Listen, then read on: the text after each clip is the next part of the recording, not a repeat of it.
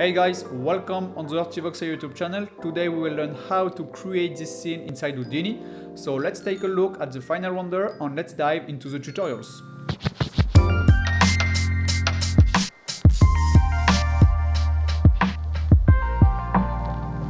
Here we are into Houdini with a new blank scene. Let's start by adding a new geometry node like always and dive inside, and from here we can start by adding our first box geometry. So let's add a box from here. So by default we will keep the standard size of the box, and now let's add a remesh node to create some triangles based on this geometry. And now we can see we have some triangles. Maybe with the remesh node here we can decrease the target size to get a bit more polygon from this. So instead of 0.2 we can put maybe 0.1, and from here you can also increase the smoothing. So in my case I think I will put the value at 1 for the smoothing of this box. So here we can also add another box here. So for this second box we can maybe increase the size to maybe 3. And we can put 0.5 on the y-axis, and we can put maybe 3 on the z, and let's put 4 on the x-axis. And now let's create a volume based on this box. So let's add an ISO offset node. So now you can see we have created a new volume based on this geometry, and into the ISO offset node you can increase the uniform sampling division here, and in my case I will put it at 50 to increase the resolution of the volume here. So let's add a scatter node. So with the scatter here we can maybe scatter maybe 10 points instead of 1000, so we can put it at 10 here. And now let's add the copy to points node. And we can copy the box we have created with the remesh node here into the point we have created here. So let's put the box into the first input of the copy to points, and let's put the point into the second input here. And now we can see we have the box copied into the different points. So we can also add an attribute randomize. And we can put the attribute randomize into our point. So let's place it here. And instead of the color, we want to randomize the p-scale of each individual box here. So let's replace the attribute name from CD to p-scale. And the p-scale is a one-dimension attribute here, and for the minimum value we can put maybe 0.6, and we can put the maximum value at maybe 1.6 or 7, something like this. From here you can play with the scatter node. You have the global seed here, and you can play with this value to change the position of each box. So in this specific example I will go at the value at 0.48 for the global seed here into the scatter, and you can also play with the global seed into the attribute randomize. So you can go into the option here and you have the global seed to change the position of the attribute randomize of the scale. So I will go with something like this for now, but you can choose your own parameter to get something a bit different. It's not really important. So before creating the simulation, I will add my normal node, and also I will add my UVs. So after the normal, I will add my UV unwrap. And now we can see we have some UVs. You can see your UVs by pressing space 5 on the viewport, and now we can see we have the UVs here. So after that, I will add my Vellum configure balloons. And now I have the preset with the Vellum close and the Vellum pressure constraints. So now I can add another Vellum constraint. And here with this Vellum constraint, I will go for glue. So you can choose a constraint type from here. And in my case, I will go for glue. And now we can see the result of our Vellum constraint glue. We can see it will add some constraint between the different pieces. And from here, we can adjust some parameter to get more or less constraint between the different pieces. So maybe you can increase the constraint per point to maybe something like 5. And here you can also increase or decrease the maximum search distance. So in my case, I think I will just increase just a little bit to 0.15. And here you can also adjust the maximum search points. And you can also tweak this parameter if you want to get some of the constraints detached over time. So here you can also play with the stiffness. So in my case, I will maybe decrease it just a little bit to something like 1. And here we can add the Vellum Solver. So let's add Vellum Solver. So here with the Vellum Solver, I will keep everything by default except the forces. By default, we have the gravity, and in my case, I don't want any gravity. So let's put that one at 0. Now I want to add some tweak parameter into the Vellum Solver. So we want to play with the constraints of our geometry here to create this type of inflation effect. So to do that, we can go into the Vellum pressure here, and we can enable the output group. So you can click on that, and we can rename the group because we already have a group called stretch here into the Vellum close. So we want to get another name for the pressure. So maybe we can rename it p-stretch. So in that case, that group is for the constraint pressure.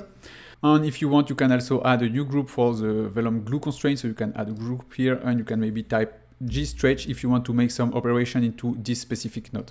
So from here, you can add a null on the constraint. So let's take the pink icon here to get the constraints. And now we can see we have all the constraints here. So from here, let's say we want to tweak the pressure of our geometry here based over time with noise. So by default, the Vellum pressure rest length scale is on 1, so it don't make anything for now. So we want to tweak this value inside the Vellum solver with the SOP attribute we will create it just later. And to do that, you have several ways. So you can use the MOPS fall off attribute if you want. You can use many ways. So you just need basically an attribute going from 0 to 1 and moving over time.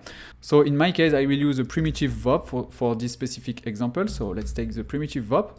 And here you can dive into the primitive VOP here, and let's add a noise into our geometry here. So in my case, I will use a turbulent noise.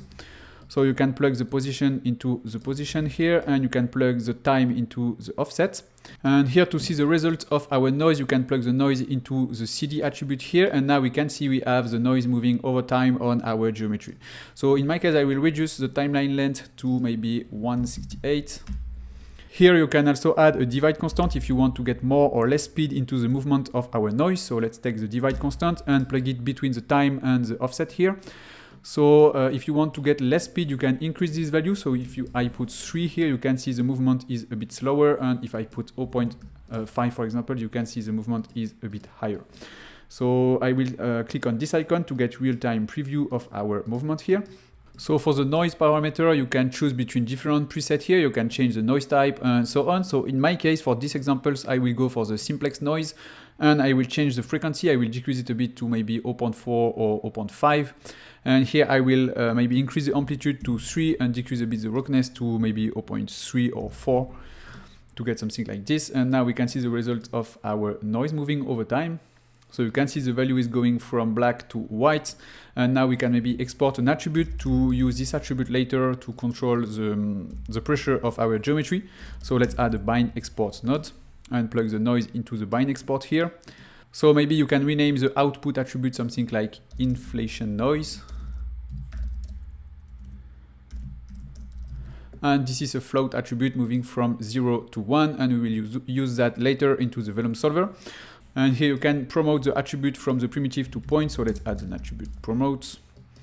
And here you can promote from primitive to points, and you can promote the attribute created into the attribute VOP, and the attribute is called inflation noise.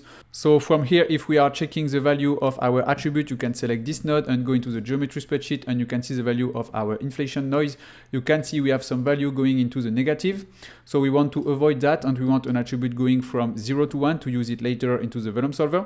So to avoid that, you can use an attribute remap, or you can go back into the attribute VOP here, and you can use a fit range just after the noise. So you can plug the noise into the value here, and you can plug that one into the bind export here. And you can put the source min to minus 0.5 and the source max to 0.5. And it will remap the noise from this value to 0.1. And now we have an attribute called inflation noise moving from 0 to 1. And you can check the results of this value into the geometry spreadsheet now.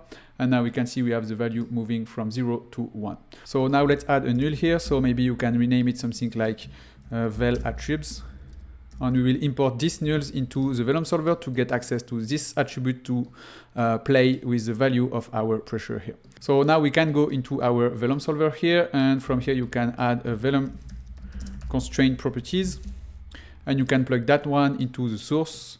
With this node, you can target a specific group, and in our case, we want to target the group we have created here with the Vellum pressure called P-stretch. So you can go back into the Vellum solver, and here you can target a group. So enable the group here, and the group we want to target is a P-stretch group.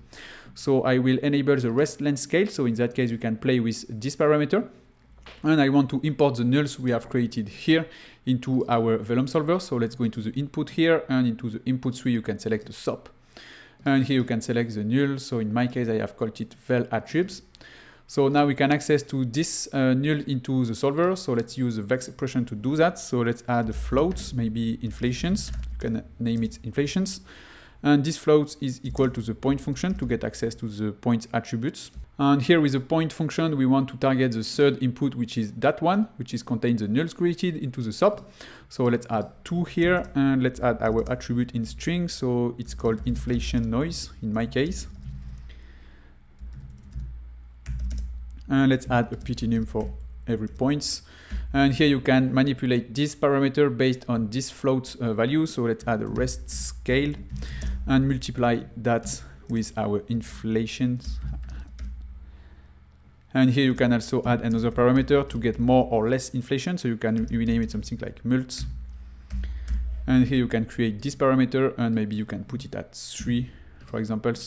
And now we can see the result of our inflations. So now you can see we have this type of effect moving over time based on our noise. And of course you can play with different settings into the Vellum close. So here you can play with a different parameter of the two Vellum constraints, the Vellum constraint close and the Vellum constraint pressure. So let's start by the first one, which is close. So in my case, I will decrease just a little bit the stiffness of the stretch here, and I will decrease it to 10. And I will increase just a little bit the damping ratio to getting a bit less bounciness into our close. So I will put 0.005, and here I will also decrease the stiffness of the bend. So here I will put it at very low value, so maybe that one. And here, like before, I will increase just a little bit the damping ratio to 0.05. And here I will go into the Vellum pressure, and here you can also play with different value. So in my case, I will just increase a little bit the damping ratio here to 0.01. So now you can put that into cache. So let's add the Vellum IO to put the simulation into cache. So you can rename it something like inflation tuts. And here you can put that into a cache folder. So let's add a cache here. And let's add a $OS folder, which is the name of the node. And you can click on save to disk, and you will see the simulation will be very, very fast to calculate. So here we have the results of our simulation. So of course you can play with different settings to get different results in the simulation. So now we can add the Vellum post-process node to add a bit of subdivision to our geometry. So into the Vellum post process, you can enable the subdivision here, and you can put it in loop, and you can maybe increase the subdivision's depth to 2. So I think it will be enough. And here you can add a clean node. So here into the clean, you can maybe remove every attribute except the UVs. So you can add the UVs here.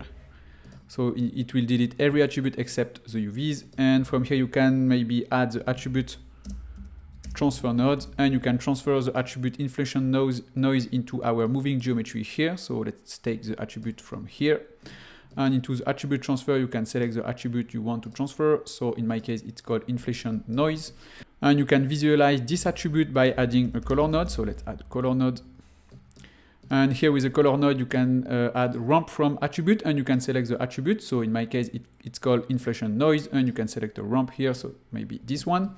And now you can see maybe it's need a bit of blur into the attribute. So let's add an attribute blur, and let's plug the blur between the transfer and the color. So we want to blur the attribute called inflation noise. So let's replace the attribute here, and let's select the inflation noise and remove the position attributes. And here let's deconnect this one, and let's put into proximity, and let's increase the blur iteration as you want. So maybe you can put it at something like 15, for example. And now you can add a null to specify this is the end of our simulation. So let's rename it render, for example. And later in the render engine, you can access to this attribute, this inflation noise attribute, to create your color. And in that case, you can see the color will move over time based on the attribute created in the primitive VOP here. And you can use that into your render to make things beautiful. So you can use it with Redshift, with the point attribute, or with any render engines. That's it for today, guys. Thanks for watching, and don't forget to subscribe to our channel and check artivoxr.com to get premium 3D resources. You can access to this project file with our Artifiles membership. See you in the next one. Bye.